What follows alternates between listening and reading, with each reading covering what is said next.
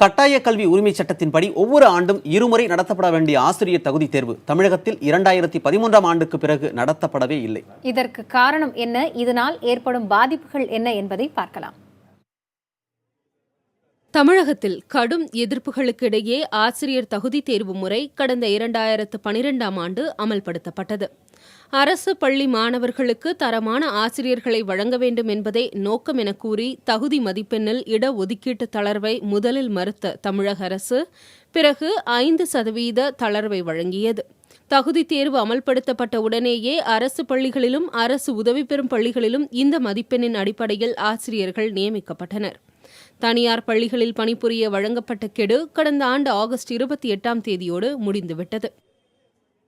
தனியார் பள்ளிக்கு செல்ல வேண்டும் என்றாலும் தகுதி தேர்வு கட்டாயம் என்ற சூழ்நிலையில் தகுதி தேர்வை நடத்தினால்தான் அவர்கள் தங்களுக்கான அடுத்த கட்ட நடைமுறைக்கு செல்ல முடியும். தகுதியார் பள்ளியோ அரசாங்க உத்தியோகமோ எதுவாக இருந்தாலும் தகுதி தேர்வு ஒன்று இருந்தால்தான் இது முடியும் என்ற சூழ்நிலை. ஏன்னால் அரசாங்கத்துடைய ஆணையின் பிரகாரம் 5 ஆண்டு காலத்திற்குள் தனியார் பள்ளியில் பணிபுரிவர்களும் முடித்திருக்க வேண்டும் என்பது கட்டாயமாக்கப்பட்ட சட்டம். இன்றைய சூழ்நிலையில் பார்த்தால் தனியார் பள்ளியில் பணிபுரியக்கூடியவர்கள் 75% பேர் தகுதி தேர்வு இல்லாமல் தான் பணிபுரிந்து கொண்டுள்ளார்கள். தகுதி தேர்வு தாமதமாவது குறித்து கேட்கும் போதெல்லாம் அரசு தரப்பில் இந்த வழக்குகளே காரணமாக சொல்லப்படுகின்றன. பணி நிரவல்கள் மூலம் ஆசிரியர் காலி இடங்களை சமாளிக்க முடிந்தாலும் அது சமாளிப்பாகவே இருக்கும் என்பது துறை சார்ந்தவர்களின் கருத்து.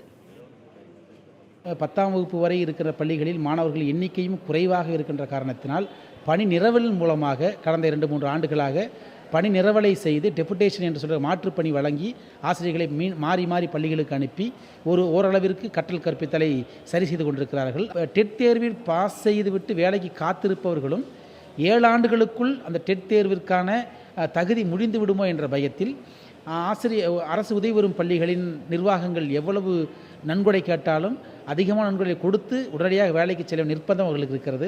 உச்சநீதிமன்றத்தில் கிட்டத்தட்ட ஓராண்டிற்கும் மேலாக நிலுவையில் உள்ள வழக்குகளில் தமிழக அரசின் மனுவும் அடங்கும்.